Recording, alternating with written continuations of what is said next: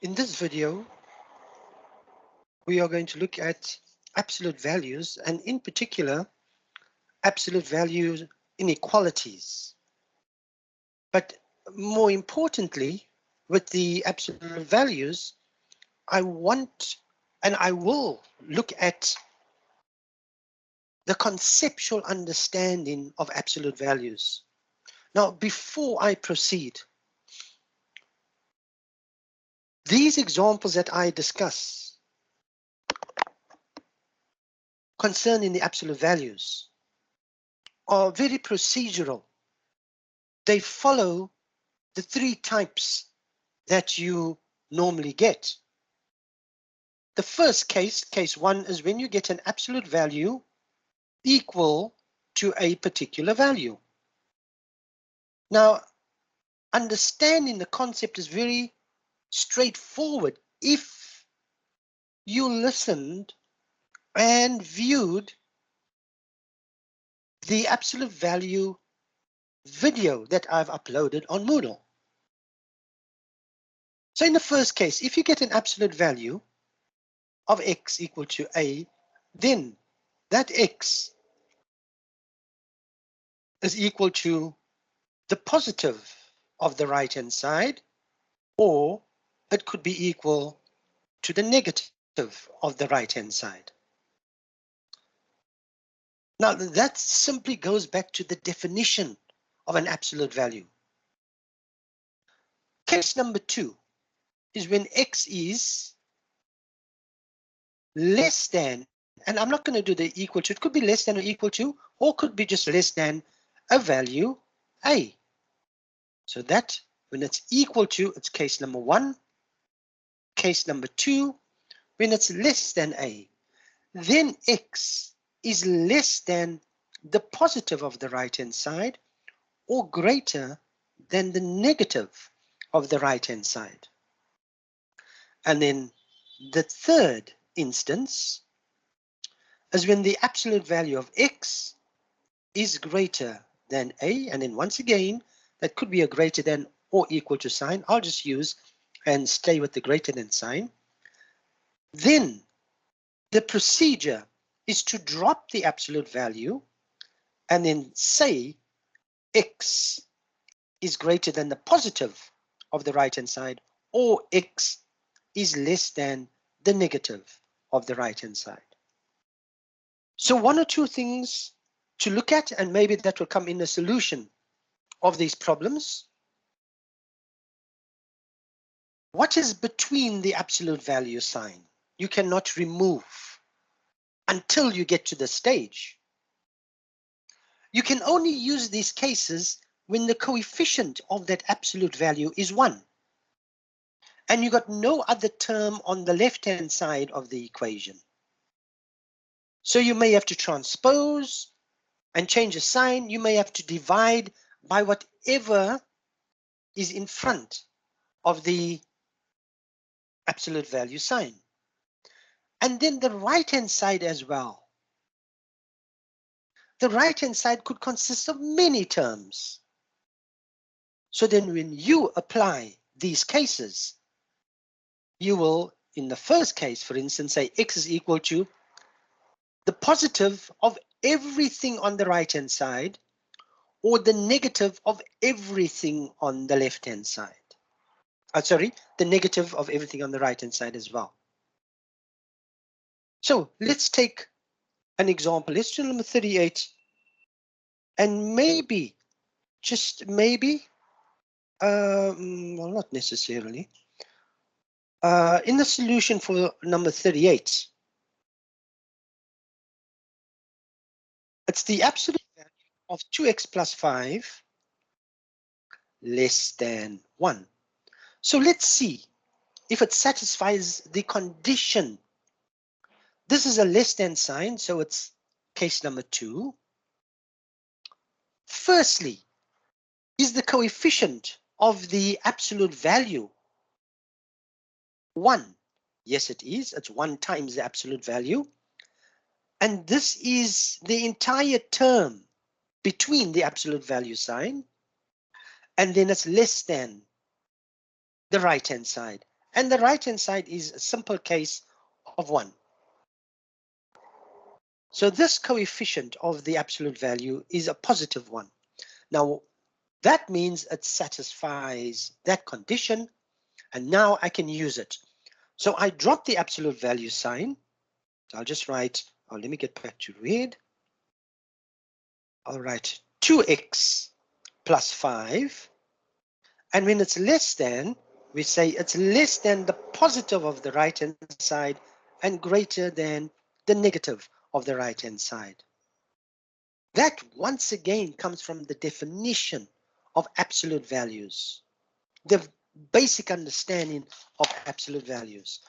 Now, to solve this, we can essentially treat this. Now, what I'm going to do is really just highlighting or trying to show you that, let me remove this. There's actually 2 equations. This is the first equation. So if I have to solve this particular equation, you will first transpose the 5 and you'll say 2x is less than 1 minus 5. You're going to say 2x is less than minus 4. And then you're going to divide by the 2. Minus 4 over 2 minus 2. However, this is a double inequality, which means you must actually do both sides. So that's the first equation. I'm going to now remove all this. And now let's remove that side. And the other side is going to be greater than minus 1. So to solve that, I'm going to rather, and I prefer leaving the x in the center, transpose the minus 5, and then divide by the 2. So you get x is greater than minus 6, divide by 2 is minus 3. Now, instead of doing that separately, we do that all at once. Essentially, all we have to do is ensure that when we transpose and divide, we do it on both sides of the inequality. So the first step would be transpose the 5 to both sides, on the right-hand side and on the left-hand side. Let's add that. 1 minus 5 is minus 4. Minus 1 minus 5 is minus 6. And now divide by the 2. And you get x is minus 6 divided by 2, minus 3, minus 4 divided by 2, minus 2. And that is your solution. There is your solution.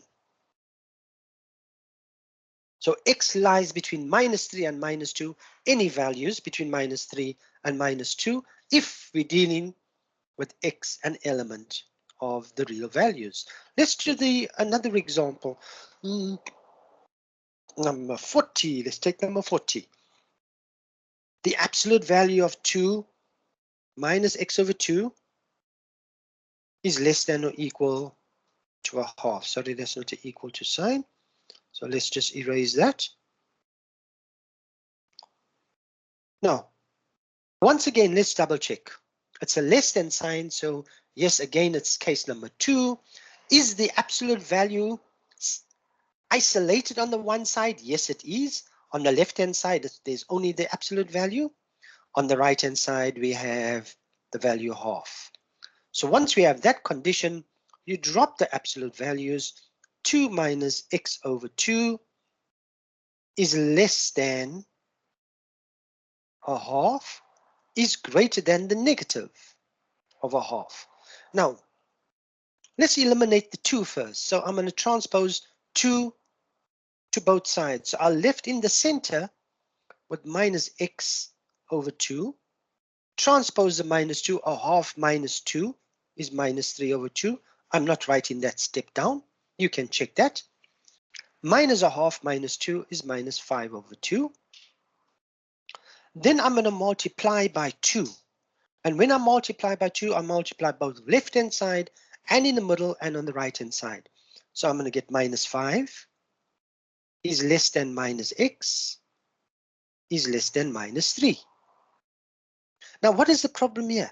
The problem is that the center should only be x and a positive x, which means I must divide by minus 1 or you can say multiply by -1. However, when you do that, you multiply the -5 by that, you multiply the -x by -1 and the 3 by -1. But since you are multiplying or dividing by a negative, what happens to the inequalities? The inequalities change.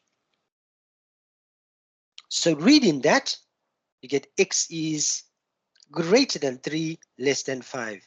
Now, I don't really like writing a final solution like this. It's fine if you understand it. But if you say it, it says x is in this direction. It says x is greater than 3. And in that direction, it says x is less than 5. That means I can write it in the complete reverse with the lower number on the left. So if I put 3 on the left and I put x in the center and 5 on the right and rewrite x greater than 3, I'll have to reverse the direction of the inequality. And these two are exactly the same. These two are exactly the same. I've just written it so that the smaller number is on the left and the bigger number is on the right. Now, I want you to look at the actual answers. This answer says x is between 3 and 5. So let's double check, okay, that it satisfies. Let's take x between there. Let's take x equal to 4. Does it satisfy the equation that we are solving? So what we're going to do is we're going to put on the left hand side, we put a 4 over there and work it out. Now I need the space, so I'm just going to do it on this side. I'll get the absolute value of 2 minus 4 over 2 is 2 minus 2. That is the absolute value of 0, and the absolute value, a distance, is equal to 0. Is 0 less than a half? Yes, it is.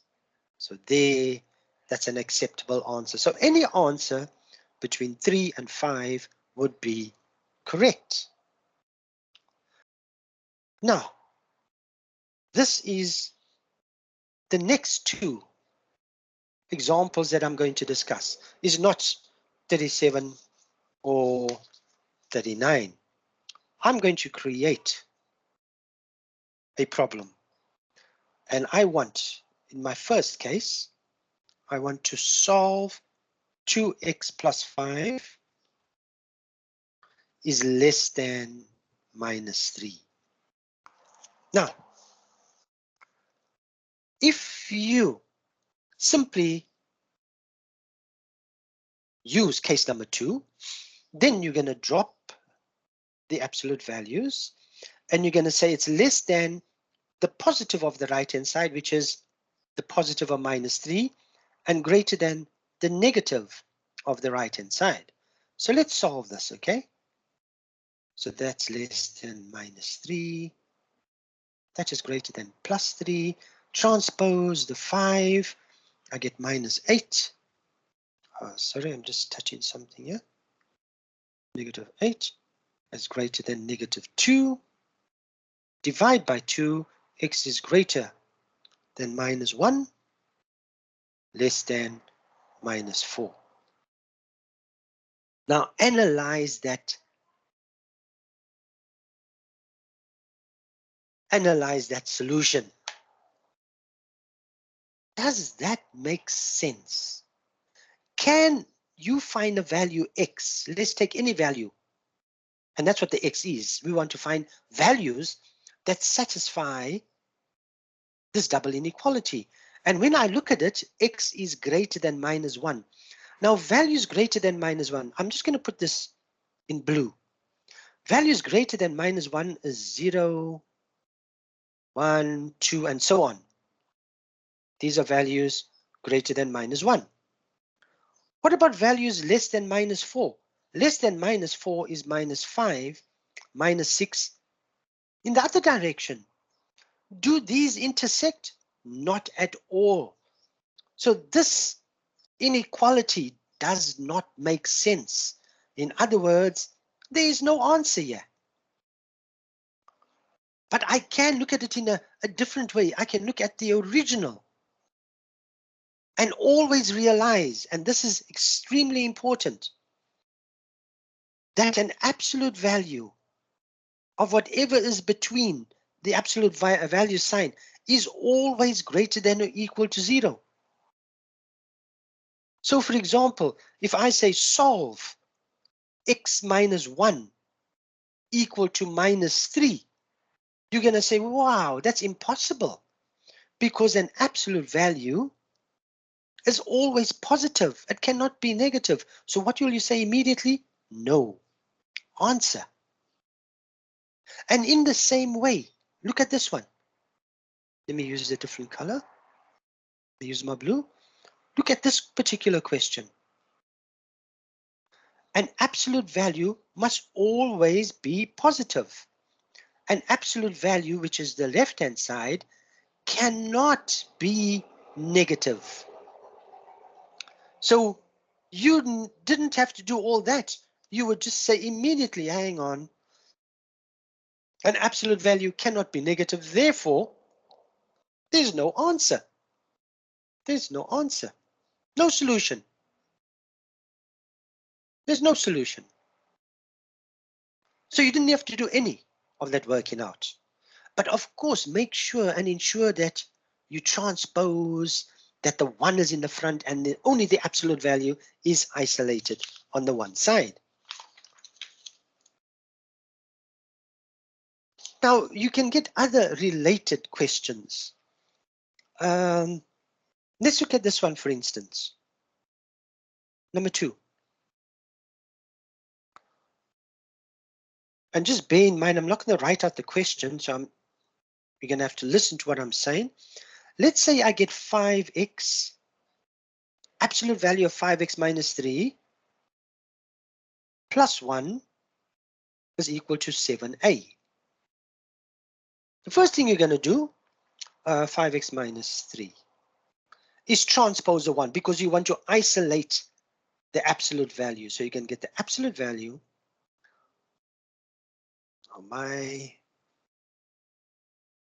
the absolute value of 5x minus 3 is equal to 7a minus 1. Now, my question could be, for what values of a does this equation have no solution? For no solution, the right-hand side must be less than 0, must be negative. Therefore, no solution is when the right-hand side, 7a minus 1, is less than 0. Transpose, work it out, a is less than 1 over 7.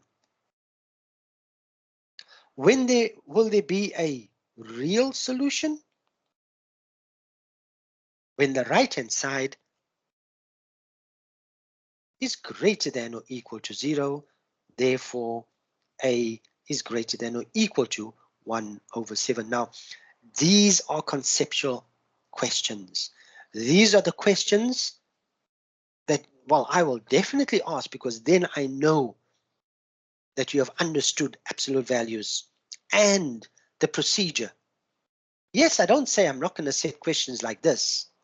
Yes, I will, but I need you to be able to analyze an equation and decide whether they have no solution or they have a real solution, and for what values, as in this example that we see there. Okay, let's move on. This is an absolute value application. Now, absolute value inequalities are often used in manufacturing processes. Think about it. You know, especially for quality control. They can't send out, let's say, milk when they make milk, when they make chips, or when they make a particular item, a big desk or a car or anything like that. And especially manufacturing of those cases, it could appear anywhere. Electronics, mechanics, industrial, where you can say, okay, look, this particular thing that I'm making, as long as it's between, this is the ideal value that it must be, whatever it is, or it must taste like this, or it must contain a certain amount of a particular product or ingredient. However, if there's a little bit more or a little bit less, I will accept it. That is the tolerance that we are talking about. I'll tolerate it, which is the difference from that which is allowed. It's the difference from the ideal. So in effect, you're saying that when you subtract the actual that you notice against the ideal, so when you subtract actual minus ideal, it must be less than the tolerance. It could be either slightly above or slightly below. And that is where absolute value comes from. Because if it's slightly above, it's slightly positive. If it's slightly below, it's negative. So it's between negative and positive. And that's why we can use absolute value of the actual minus absolute value of the ideal as less than the tolerance. So look at this example. The ideal diameter of a rod is 60 millimeters. But when they actually measure it, they can accept the diameter by 0.075 millimeters. So what range of diameters will be acceptable to the customer? So here we're going to introduce an X and say, let the actual measurement that we take be equal to X. So using the simple case of absolute values, the actual minus the ideal must be less than or equal to the tolerance. We know that the tolerance is 0.075. The actual is X. The ideal one, we always wanted to get close to 60. So the ideal is 60. So there I have an absolute value of X minus 6 less than or equal to 0.05. This is case number 2 with the less than sign. So it's greater than the negative of the right hand sign, less than the positive. Transpose the 60, and there's the values that are acceptable. So they can range between 59.925 or 60.075 millimeters. That is a beautiful application of absolute values. Okay, let's move on. Now, just like we did with absolute values, transposing, dividing, and so on, you're going to come across a number, so many formulas in engineering. Here is one. Here's another one, which looks at a stack effect, a draft flow rate, everything that goes, everything moves, air flows, water flows.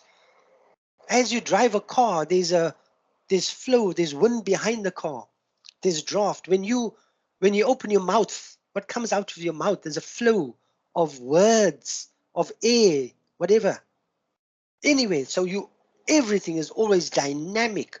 It's moving all the time. And this is all congregated in one formula. And I may be interested, for instance, what is the TI? What is the average inside temperature, which is TI? So, and I know all the other values. If I know all the other values and I want to find TI, I must make TI the subject of the formula.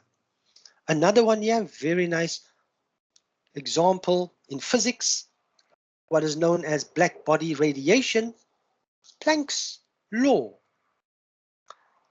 There's the formula. Now, why have I in particular looked at this one? I want you to notice this, e to the power. That's an exponent where the base is e. And this particular value I have explained in logarithms. So when you get to logarithms, you will notice and understand what e really is. But I may have to manipulate it, for example, to find t. So manipulation of formulae extremely important. What do I want to find here? I want to find small d. Now this is where your understanding of algebraic manipulation in equations is extremely important. So let's do this.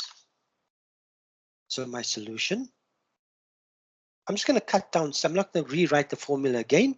Let me identify firstly. There's d over there. D is under the square root sign, so I must isolate that square root sign on the one side. But that square root sign belongs to this bracket over here. So I must get to that bracket first, but outside that bracket is a half of d. So the first thing I can do, if I write n over 1, there's one fraction on the left-hand side. There's one big fraction on the right-hand side. That's the numerator. So I can multiply whatever's in the denominator here to the numerator there. But I only want to multiply a half of d, because half of d and this entire bracket are factors in the denominator. So let's multiply by half d. So I'm going to multiply by half of d. On the left hand side, I'm going to get a half of n times d. Okay, what I want to do here, I'm just going to rewrite that because I know I'm going to need space. So I'll get a half of d times n is equal to f divided by, and now what remains? The d minus the square root of d squared minus small d squared. Now, look, the next step, it's not necessary, but I'm going to do it. I'm just going to multiply by 2 here so that I don't have a fraction on the left-hand side. So if I multiply the left-hand side by 2, the halves will cancel. I'll get nd 2 times f, divide that by d minus the square root of d squared minus small d squared. Now, once again, there's one fraction on the left-hand side, and that is over 1, and one fraction on the right-hand side. So I can do cross multiplication, and I don't have to do cross multiplication by exchanging both denominators and numerators. In this case, I'm just going to exchange these two. So nd will go in that place, and that will go there. Or you can say multiply by the LCD. So now I get as an answer this entire denominator on the left-hand side over here, on the right-hand side, d minus the square root of d squared minus d squared is equal to 2f. Divide that by n times d. Now I will transpose the d. I get minus the square root of d squared minus small d squared is equal to negative d plus 2f over nd. And just so that I don't make, I have more space, I'm going to erase these because now we're going to multiply. So we're going to multiply by minus 1 at the same time, which means this sign here will become positive, this sign here will become positive, this sign will become negative. So that will be a d minus 2f over nd.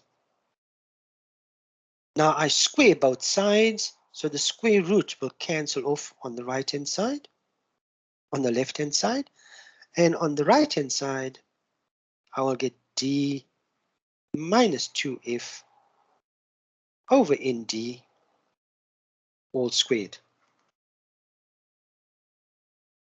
Now we want to find small d squared, and once again, guys, I'm just going to do this here so I have more space.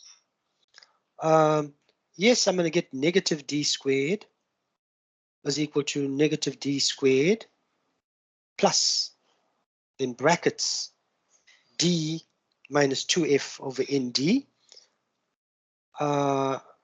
So that's d minus 2f over n times d squared. Then multiplying by minus 1, I'm just going to erase once again. This will become negative, changes to positive, that negative changes to positive, and that will become negative. So that will be negative. Now, what I'm going to do is this, okay? And watch this very carefully. Before I find the square root, I'm going to square this term. Now, remember, if I square, let's say, a minus b squared, I square that one, I square the minus b, that becomes a plus b squared. Then you multiply these two together with the sign and you double it. So that becomes negative 2 times ab. So that's the procedure that I'm going to do here. So that becomes a minus, then I'm going to open bracket. So the first term is a d, like the a. So that will be a d squared. The second term is 2f over nd. So square that. That becomes 4f squared over n squared d squared. Then I multiply these two and double it. So that would be a negative 2 times 2. That gives me 4 d. Oh man.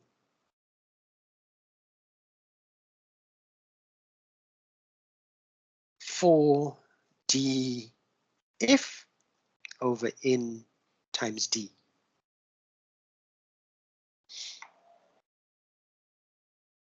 Okay, now having done that, I'm going to get d squared is equal to, so let's see, I'm going to remove the brackets. When I remove brackets, that becomes negative, that becomes positive, that becomes negative. The d minus d squared will give me 0. Then this term, the next term will be a plus 4. The d's will cancel, so I'll get 4f over n, and then minus 4f squared over n squared d squared. And now I can say d is equal to the square root of 4f over n minus 4f squared over n squared d squared. And in many instances, what normally happens is you try and simplify as far as possible. So for instance, that's an LCD.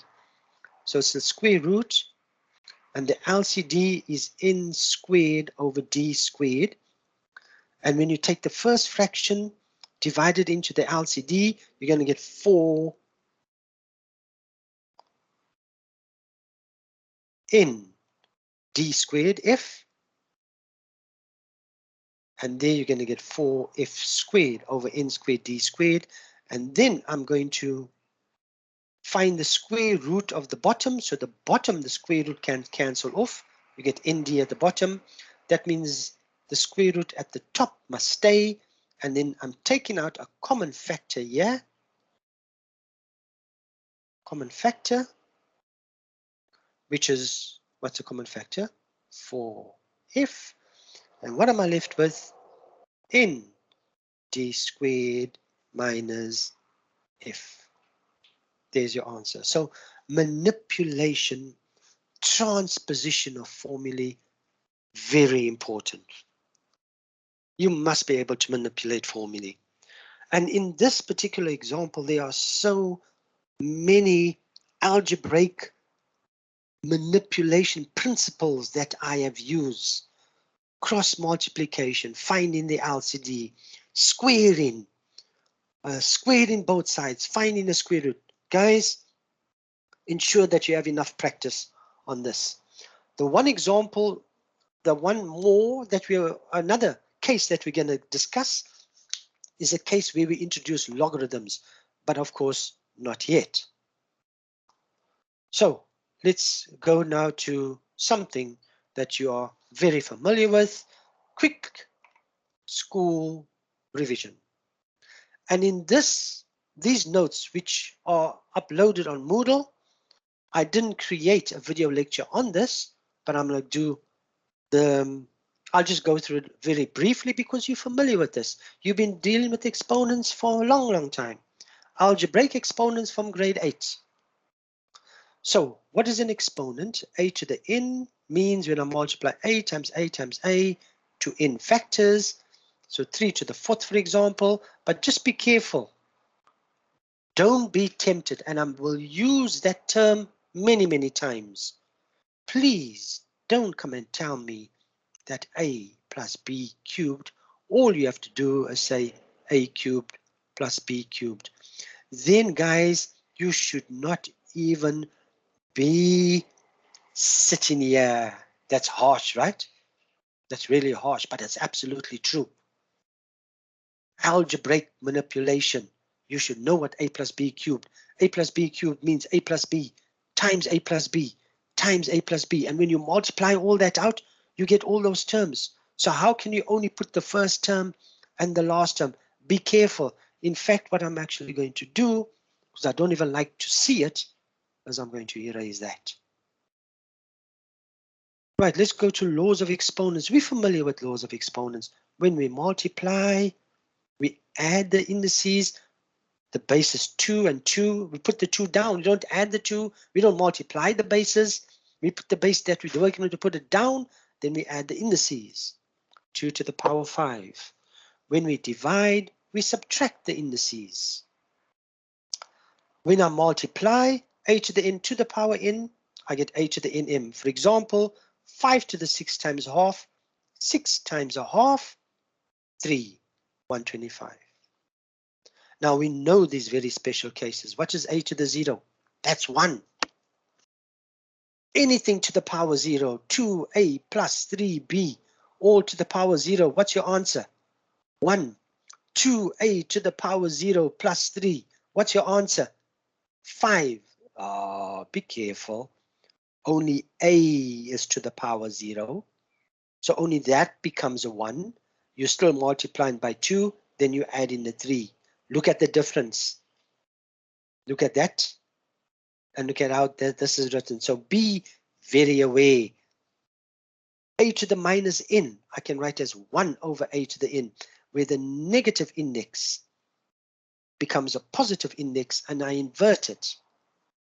Then radical signs can also be written as indices. The actual surd goes in the denominator. So for example, a square root, that's understood to be a 2, that's understood to be a 1, that's x to the half. Over here, I can write as 27 to the 2 over 3. 3 cubed, 3 squared gives you 9. And the reverse is also, and this is very, very important. 5 to the x times minus y, that y and that x both have 5 as a base. So it's 5 to the x multiplied by 5 to the minus y. Only the y is negative, so that goes to the denominator. Continue. What does a plus b to the minus 1? You have to take that entire term and write it in the denominator. Again, don't be fooled. Like over here, 3 plus 5 to the minus 1. You can't write that. That is incorrect. What would you have to do? You first have to add, and you get 8 to the minus 1, which gives you 1 over 8. And this cannot be simplified further. Don't be tempted, guys. don't be tempted. Please don't come and do this. Square root of A, square root of B. No, no, no, no. In fact, like I said, I don't like to even see that. I'm going to erase that. So what can you do with that? Well, absolutely nothing.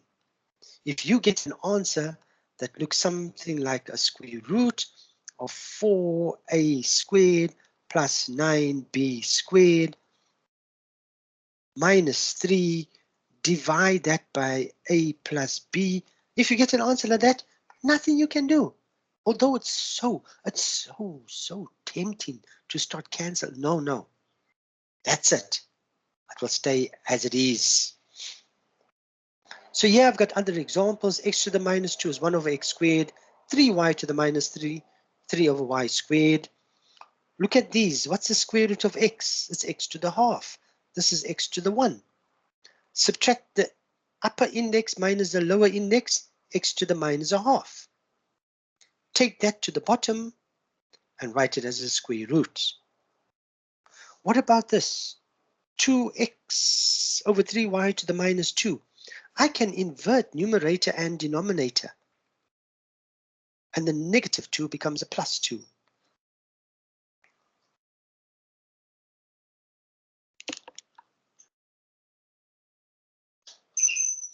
And having done that, you square the bottom, you square the top. If you want to check that, let's do it. 2x divided by 3y to the minus 2. This minus 2 means you take this entire term and you can write that as 1 over 2x over 3y to the power plus 2, right? That's using that law of negative indices. Okay, let's go further. Square. And what does this mean? That means 1 divided by everything in the denominator, 4x squared over 9y squared. Division changes to multiplication. You get 9y squared over 4x squared. So yes, you can do it this way, or you can do it this way. And notice you get the same answer. And this is another example. So see what I'm doing over here? All these examples that you see here are highlighting simple errors that people tend to make. Like this 2 to the minus 1. The temptation is, oh, just take it to the top. You can't do it. Why? Because there's a positive sign in between.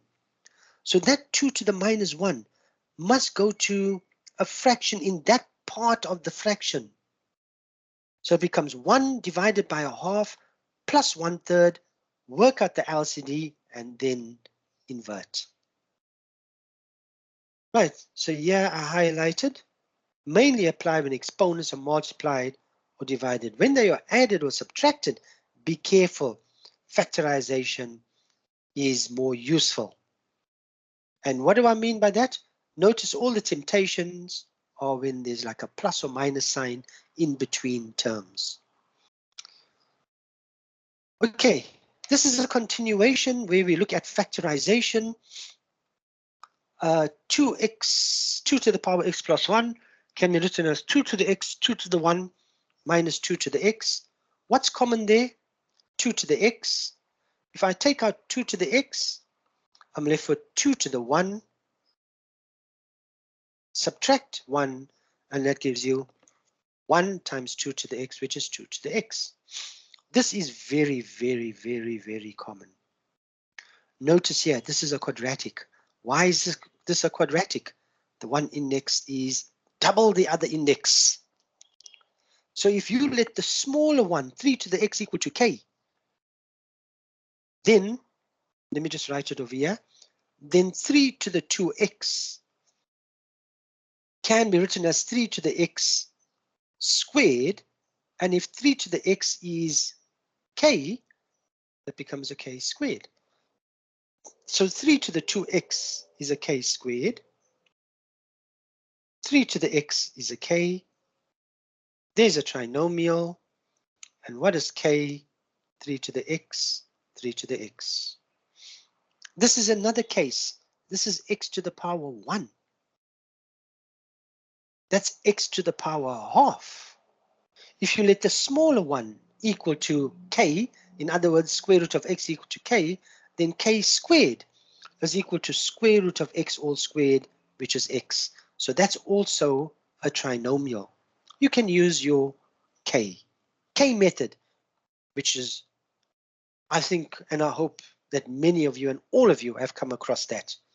The idea there is just simplification, taking something that seems to be rather complicated, introducing a k, and simplifying and allowing you to work with it much easier. Right, exponential equations. Now, there's particular cases that we can look at. The first one is if a to the x equal to a to the n, if the bases are equal, then the index is equal. So the indices are equal. If the indices are equal, then the bases are going to be equal. And that's the concept and application for exponential equations. So let's look at 6.1. Now, what is important is that both of these must be in the numerator. So we're going to take 27, we're going to write that as 3 cubed. And because it's in the denominator, we can take that to the numerator. That's where you 3 to the minus 3. And of course, the index is 2 minus x. 81 is 3 to the power 4. Now, in this, and always write that 2 to the minus x and 2 to the x plus 1 in brackets. Multiply this out. And then, because the bases are equal, the index on the left-hand side is equal to the index on the right-hand side. Minus 6 plus 3x equal to 8x plus 4, x equal to minus 2. Right, and is this the last slide? No. So over here, solving for x, and I'm not going to go through the entire, all these examples, they're very, very similar. I'll just do the very first or second step. 4 is 2 squared. So that 4 to the x plus 1 is 2 squared to the x plus 1. And that's where you get 2 to the 2x plus 2 from. There. And I can split it, and then k method. Trinomial, of course, you can use your quadratic formula as well. And then you'll get your answers. I don't think that's a problem. You're familiar with that. In the case of 3 to the plus x, 3 to the minus x, split that, and then take this 3 to the minus x and write it as 1 over 3 to the x. This 3 stays in the numerator. Then introduce your k.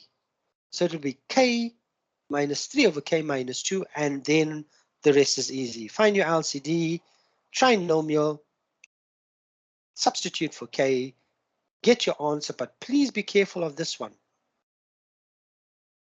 3 to the x equal to minus 1, there's no solution.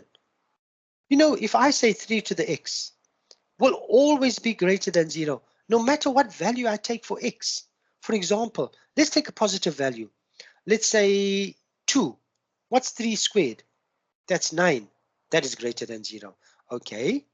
So you're going to say, yeah, but let's take a negative value. Okay, let's take 3 to minus 1. What's 3 to the minus 1? It's 1 over 3. Is that less than 0? No, it is greater than 0. So 3 to the x will always be greater than 0. 5 to the x, 2 to the x, any base to an index will always be greater than 0. It will never be negative. So in that case, we have no solution.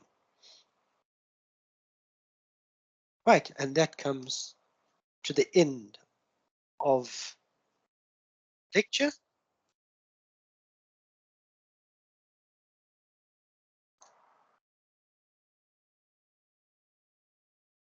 Right, we'll stop this lecture now.